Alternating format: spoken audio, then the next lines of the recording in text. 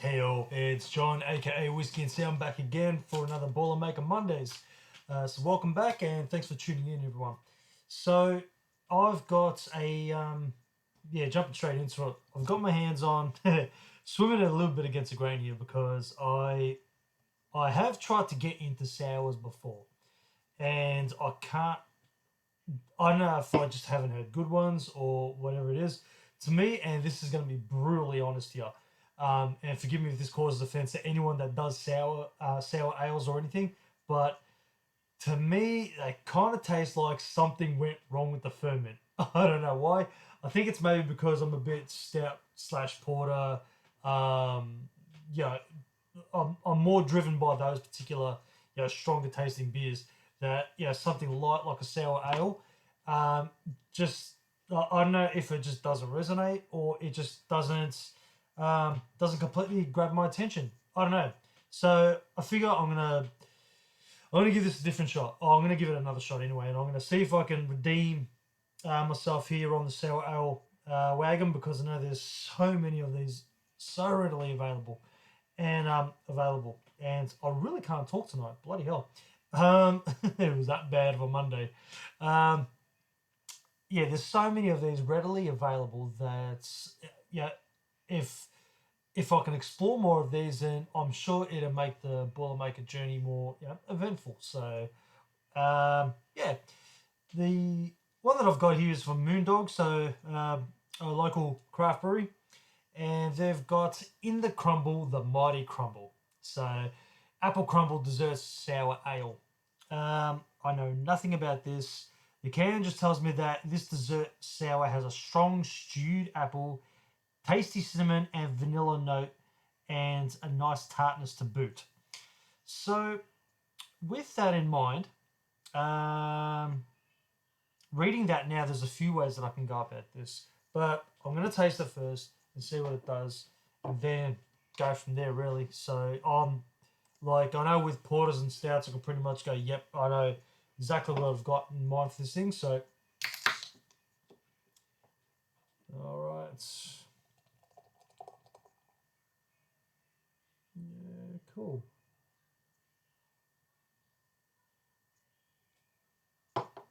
Now, please behave. You did. Good stuff. All right, that's looking yeah, cool. That's looking kind of cloudy, kind of full. Well, it is a dessert sour ale, so I'm pretty sure they're gonna have a milk base in it. Um, yeah, it's got lactose, vanilla, cinnamon, apple puree. Okay, so yeah, there's a few things going on in here. Anyway, cool. Let's top the rest of that can up. And what to pair you back with? Well, let's see how she tastes for this, really. Yeah, it's that sour element. Let me get past it. All right. Oh, man. All right. Anyway, not saying I'm completely put off by sours or sour ales. I think it's just more. Actually, who am I kidding? It is because I'm into stouts and porters. But having said that, I don't mind my IPAs. Or so it's just I don't know. Let's give it a shot. Let's just stop procrastinating, I guess. We're already 4 minutes in. I haven't even had a sip of beer yet.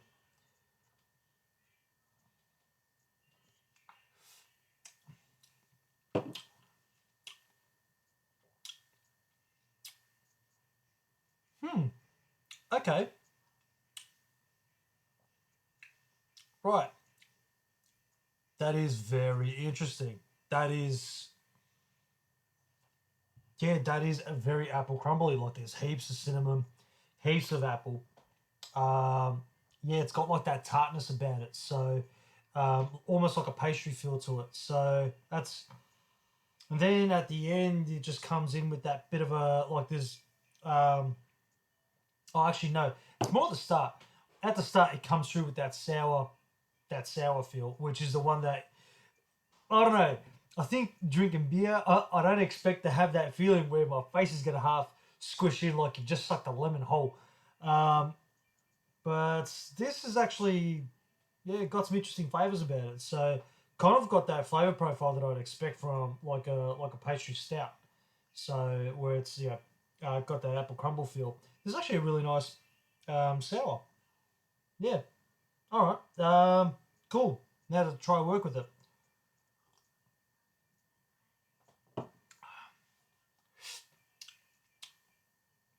All right. So apple, cinnamon, pastry. You can go with a breakfast theme. You can go with a dessert theme.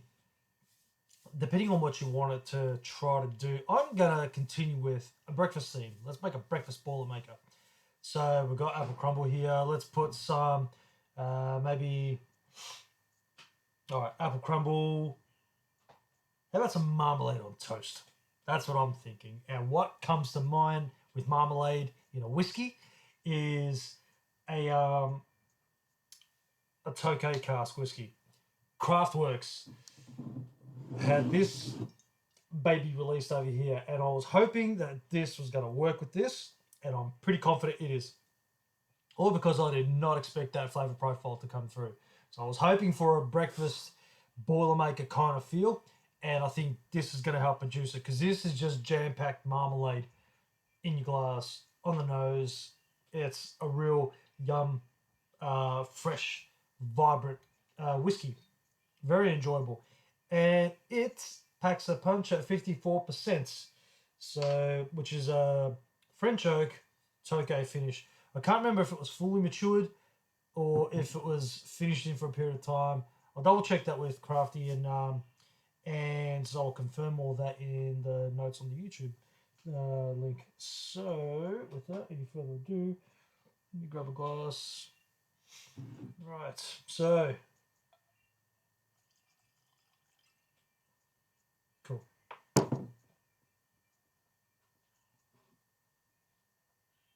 Cool, some common colours. Yeah, I think this might work really well. Now, this has had a bit of airtime in the bottle, so the good thing is I can get straight into it. I don't have to worry about it airing out because it has been aired out in this bottle. So, yeah, this is nice. It's got heaps of spice in it, loads of orange peel or marmalade. That burnt toffee. That'll all go well with. In theory, it should. So I'm going to do beer wash, whiskey rinse, and then I'm going to change her over and see what that does. But either way, I'm thinking that this should work. Anyway, I'm going to stop beating around the bush and let's get back into it again. All right, so beer wash first. Man, drinking beer with a mo has its. Actually, no, it doesn't have many benefits because you're either going to end up with a nice white liner of beer froth, which you can either wear with pride or just create a mess everywhere. But you know what? Who gives a shit? I'm still going to have the beer the most, so I just have to wear it with pride, I guess. Whiskey. Hmm.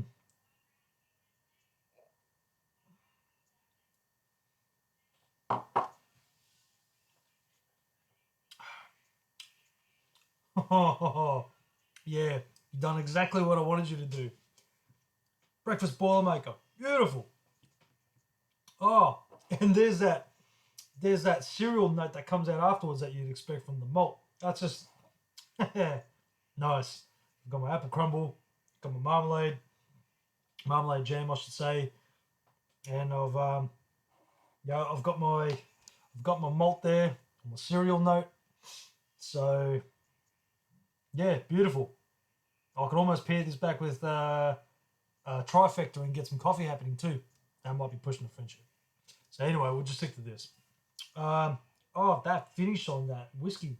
It's the gift that keeps on giving. That is a really, really nice Aussie whiskey. So for those of you that don't know, Craftworks Distillery, they are based in New South Wales. They are Capertee, which I don't want to act like I know exactly where that is, New South Wales, because I'm Victorian. So I'm assuming it's central. Yeah, I am assuming it's central, New South Wales. But um, yeah, he's come out with some funky releases and some stuff that I'm shattered. I never got a chance to try any of his earlier stuff, but because he's very famous for, I think it was his first release or his first couple of releases. One of them was Black Soul Beast, and the other one is Lager Cat 63 and Lager Cat 53. And what the difference is with the 63 and 53 is the ABV strength. The if my memory serves me correctly, it is a marriage of casks. He got his hands on a Lagavulin cask and a muscat cask, married them together, released one lot at 63%, and then come out with a 53% afterwards. So hence Lagavulin, muscat, lager, cat. So that was pretty cool. Never got to try any of that stuff. I did manage to get my hands on a few of his other bottles, like it was a peated release that he done, a Grumpy Old Man on a Hill, and he's actually a very good distillery to keep an eye out on, because his first single malt release is coming out later this year. I think October or November it comes out. So he's been independent bottling otherwise this whole time, and he's been doing a really damn good job with it. So Tokay Okay is Tokay cask, which to my recollection, I believe Tokay cask it's the same as like a botrytis cask, where it's like a disease that you get on the grapes, and it creates this particular seasoning in the in your whiskey barrel. So Tokay is I know there's a Hungarian oak version. This is the French oak version. So I've got to double check. I really should have. Well, I actually didn't know if I was going to be going ahead with this whiskey or not, so I should have been a bit more prepared for it. But either way, it is. As far as I remember, Tokay cask is a funky disease on their particular grape, or on the particular fruits that they use for their wines, and maturing or finishing whiskey in that gives off such a funky fruit flavor. So hence why I figured that'll work well with a sour ale that's laced with fruits and apparently pastry and toffee and cinnamon and all sorts of fun stuff. So, all right, I'm gonna keep moving on with whiskey wash, beer rinse, and see what comes up with that.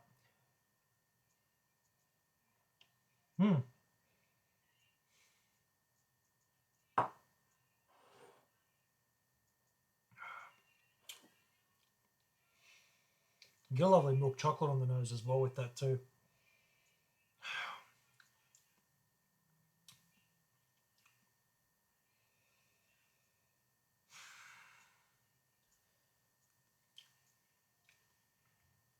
Really nice oily mouthfeel, just coats a palate completely. Really nice. Really nice stuff.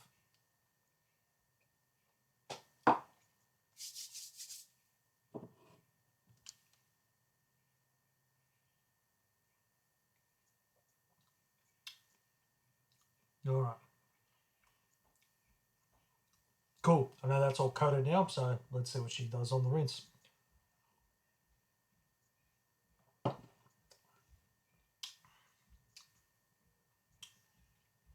Yeah, definitely got more of a sour hit on that time. Definitely got a lot more of a sour hit. But then that apple sits straight back in and blends in well with that marmalade that I get from the whiskey there. Almost creates like, and there's also a chocolate, almost like a real hazelnutty kind of effect that's happening on the palate now between the two, which is really nice.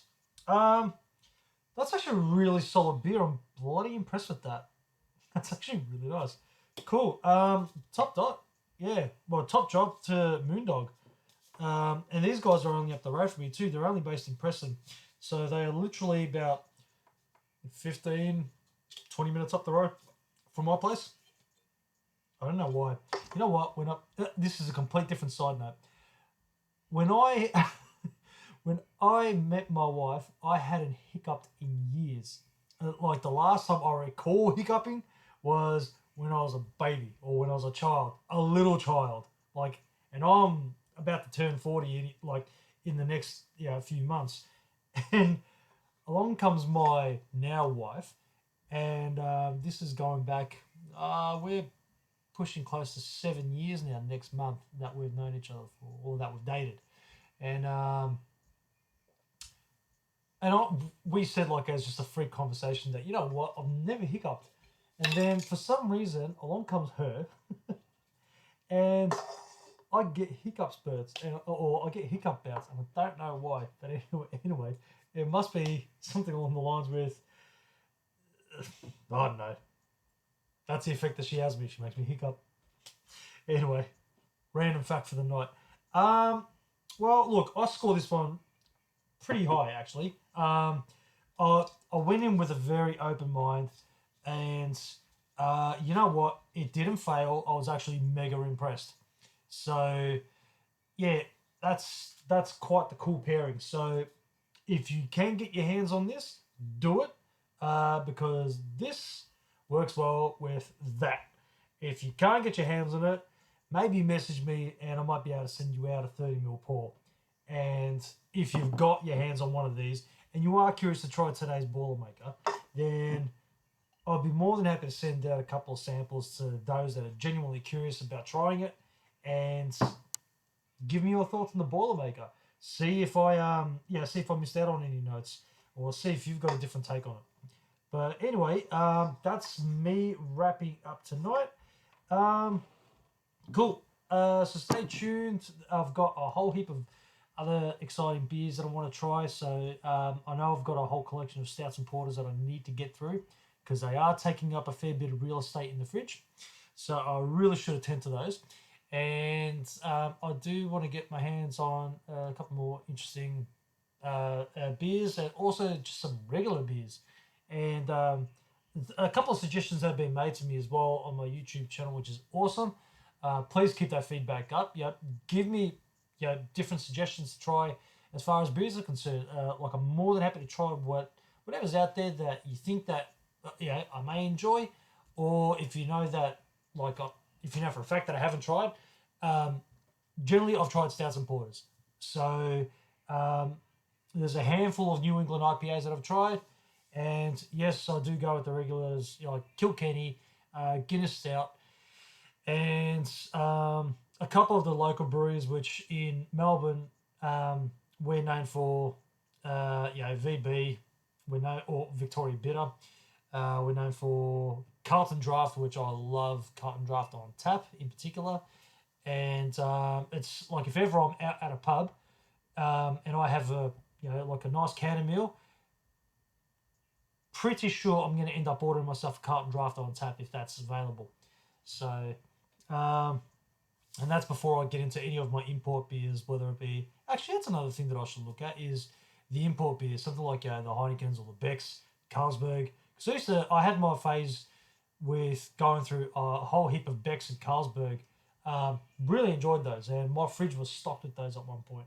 So, I'll be trying a whole heap of those. I've got some new whiskies as well rocking up too, so there's going to be a whole heap of pairings coming out very shortly.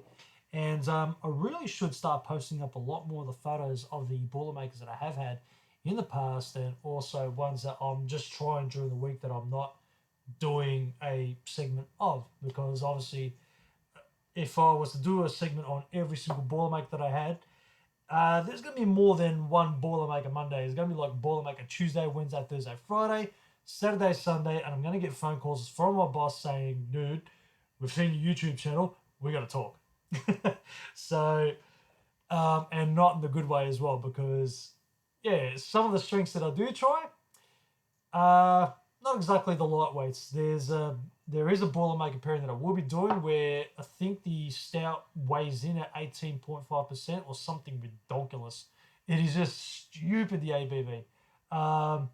So, keep an eye on that, because I'll be pairing that back to a very, very car strength whiskey. So, yeah, stay tuned. And like I said, like, subscribe, share, support.